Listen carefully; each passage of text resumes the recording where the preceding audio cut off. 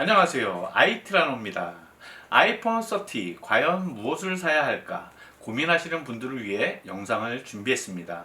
우선 아이폰 30 같은 경우에는요, 미니와 베이직 그리고 프로 맥스로 나눠지는데요.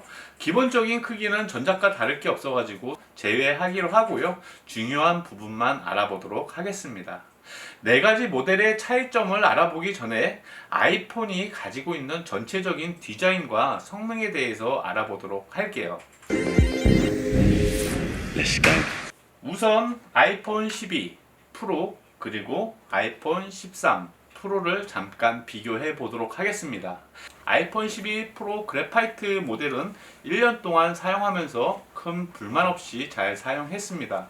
그럼 왜 아이폰 13 프로를 다시 구매했냐면요, 강력해진 카메라 기능 때문에 구입하지 않을 수가 없었어요. 물론 사진도 그렇지만 특히 동영상 촬영에서 기본적인 미러리스와 비슷한 성능을 가지고 있기 때문인데요. 영상 이야기는 마지막에 하는 걸로 하고요. 아이폰 13 프로를 구입한 가장 큰 이유는요, 처리 속도가 아이폰 12 프로보다 훨씬 더 빨라졌다는 것을 충분히 느낄 수 있었습니다. 구독자 여러분들이 쉽게 느낄 수 있도록 실험을 해볼 텐데요. 아이폰 12와 아이폰 13을 동시에 부팅했을 때 큰 차이를 보여주고 있습니다. 그럼 잠깐 영상을 보시죠. 실험해 본 결과 몇 초 정도 빠르게 세팅되는 것을 볼 수 있습니다. 이 차이는요, A15 바이오 칩셋 때문에 그런 건데요. A15 바이오 칩셋이 탑재되면서 강력한 여러 가지 기능을 사용하면서 퍼포먼스를 느낄 수 있는 거죠. 그럼 외관적인 디자인을 살펴보도록 하겠습니다. 이 디스플레이의 경우 마이크로 쉘더를 적용해서 가장 강력한 내구성을 지니게 되었습니다. IPX68이라는 방수 능력으로 생활하면서 편리함을 더해주고 있습니다. 이 프레임 같은 경우에는요, 항공우주 등급의 알루미늄으로 제작된 것도 특징이라고 할 수 있습니다. 그럼 기능에 대해서 한번 알아볼 텐데요. 아이폰 13 미니부터 잠깐 알아보도록 하죠. 색상은 정작과 비슷하다고 느껴지지만 완전히 달라진 모습을 볼 수 있습니다. 핑크, 블루, 미드나이트, 스타라이트, 그리고 프로덕트 레드로 나눠집니다. 두 기종 모두 슈퍼 레티나 XDR 디스플레이를 장착하면서 전작에 비해 28% 정도 밝아진 모습을 볼 수 있어요.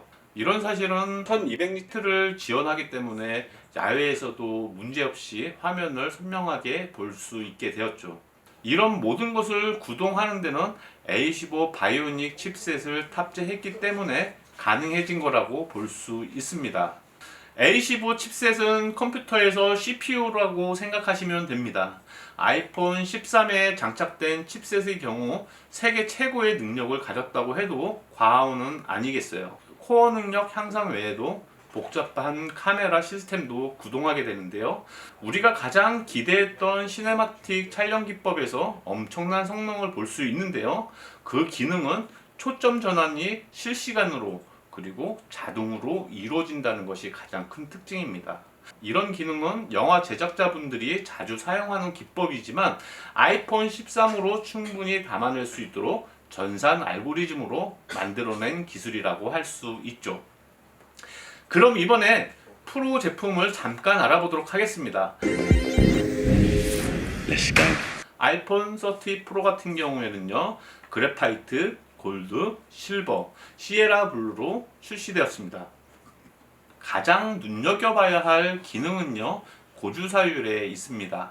고주사율은 아이폰보다 삼성에서 더 빠르게 장착된 기술인데요. 후발주자라기에는 무서울 만큼 진보된 주사율의 기능을 탑재했습니다. 바로 10Hz부터 120Hz까지 가변되는 기술을 세계 최초로 탑재한 거죠. 우리가 잘 알고 있는 배터리 소모량 같은 경우에는 고주사율 때문에 많이 작용됩니다. 전작과 배터리 사용량을 비교해 봐야 하는데요. 저장해둔 동영상을 재생할 때 시간과 동영상을 스트리밍했을 때의 시간은 대략 한 4시간 정도 차이가 납니다. 그렇기 때문에 우리는 스트리밍을 기준으로 봐야 되겠죠.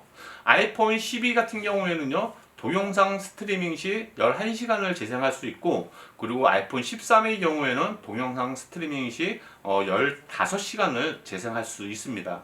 이런 차이는 A14 칩셋과 A15 칩셋의 성능 차이라고 할 수 있겠죠. 그런데 말이죠, 제가 가지고 있는 아이폰 13 프로의 경우 동영상 스트리밍 시 25시간을 시청할 수 있습니다. 이거는 아이폰 13 베이직 모델과 비교해 보았을 때는요, 10시간이라는 차이를 확인할 수 있습니다. 이런 차이는 배터리 크기도 있지만, 아이폰 13의 경우 60Hz의 고정 주사율을 사용하는 반면 아이폰 13 프로의 경우 120Hz 가변 주사율을 사용하고 있기 때문에 재생 시간을 늘릴 수 있는 겁니다. 그래서 많은 분들이 아이폰 프로를 선택하는 건데요.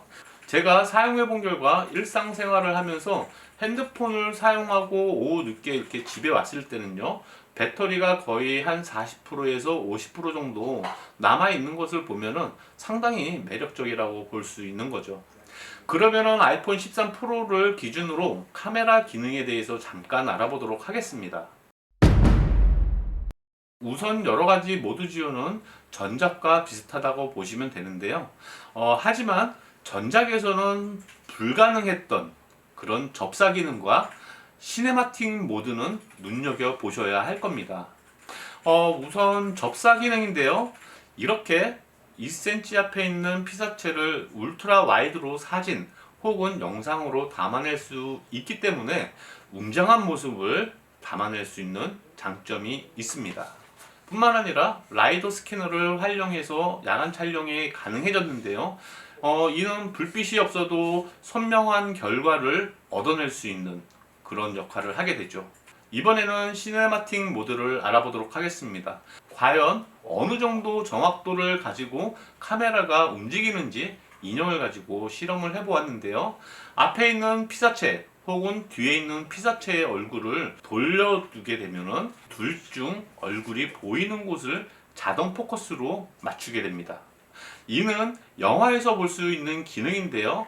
아이폰 13만 있다면 이런 고급 기술을 오토포커스로 움직이면서 담아낼 수 있습니다. 이 또한 수만 장의 데이터를 분석하고 만들어낸 그 애플의 알고리즘에서 작동하는 거라고 보시면 돼요. 이렇게 빅데이터를 구동하게 하는 것이 바로 A15 바이오닉 칩셋이라는 거죠. 그렇다면 어떤 모델을 선택할지 결정하셨나요? 만약에 안드로이드 폰을 사용하는 분들이 아이폰으로 넘어가고 싶다면 상당히 주의하셔야 돼요. 그 이유는 운영체제가 다르기 때문에 적응하기 힘들어서 다시 이게 중고로 팔고서 안드로이드 폰을 사용하는 분들도 있습니다. 그런 걸 생각해보면 아이폰을 처음 쓰시는 분들에게는 최신 폰 말고 아이폰 12 모델을 중고로 구입을 한번 해서 사용해 보세요. 그리고 맞다 싶으면은 계속 사용하시면 되는 거고요. 그리고요, 갤럭시 플러스나 울트라 같은 디스플레이가 좀 큰 제품을 사용했던 분들이라면은 아이폰 12 프로나 프로 맥스를 선택하셔야지 답답함을 느낄 수 없습니다. 그리고 지금 현재 아이폰 12 시리즈를 사용하고 있는 분들이라면 꼭 13을 갈아타야 될까? 라는 생각도 합니다. 대신에 아이폰 12 전 모델을 사용하고 있는 분들이라면 아이폰 13을 선택하는 건 상당히 신세계를 만날 수 있을 것 같습니다.